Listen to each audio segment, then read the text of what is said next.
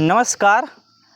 आज हम इस समय है गांव में हम बाहर हैं। तो बाहर हमें पीछे देखेंगे तो तमाम प्रकार के वृक्ष छोटे बड़े दिख रहे हैं। पीछे काफ़ी हरियाली दिख रही है। इस समय देखेंगे बहुत ज़्यादा गर्मी हो रही है और सभी लोग परेशान हैं। तो इसमें देखेंगे तो शहरों में तो बहुत ज़्यादा बुरा हाल है, उसके अपेक्षा गाँव में काफ़ी राहत है। तो इस भीषण गर्मी में किस प्रकार से शाम का आनंद हम सब लेते हैं, आज हम उसको आपको बताने का प्रयास करेंगे। आप सब भी इस तरह से गर्मी में शाम का आनंद ले सकते हैं। देखेंगे शाम को धूप जाने के बाद द्वार पर आप अच्छी तरह से पानी छिड़क सकते हैं।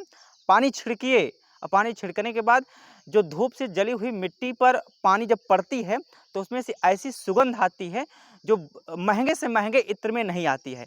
आप उस इत्र से भी महंगा जो महक होती है उसका आप धीरे धीरे उस महक का आनंद लीजिए। कितना अच्छा आता है, क्योंकि ये गांव की खुशबू है। अच्छी तरह से पानी छिड़कने के बाद चारपाई बाहर निकालिए, एक तकिया लीजिए, एक चादर लीजिए, उसको सिरहाने पर रख लीजिए। यदि बिजली है तो फर्राटा वाला पंखा लगाइए, अगर बिजली नहीं है तो एक बेना लीजिए और उसको डुलाते रहिए। इसी तरह मिट्टी की महक के साथ साथ गर्मी से भी राहत मिलेगी। और मच्छर कान में अगर गुनगुना रहे हैं तो मच्छरदानी टांग लीजिए और फिर आनंद से तारों की छाँव में सोने का पूरा भरपूर मज़ा लीजिए।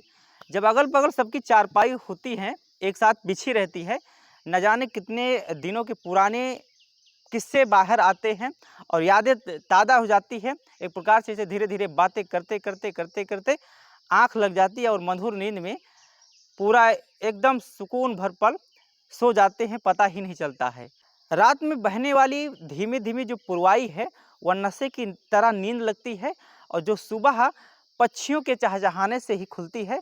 गांव की जितनी खूबसूरत रातें होती हैं उतनी ही सुहावनी सुबह होती है। मैं तो जागकर काफ़ी देर तक प्रकृति की खूबसूरती को महसूस करता हूँ। कहीं चिड़ियों का चहचहाना, कहीं गाय के रभाने की आवाज़ सुनाई देती है, तो कहीं कोई बच्चा खिलखिला रहा है, तो कहीं कबूतर की गुट्टर गूं की आवाज़ें होती हैं।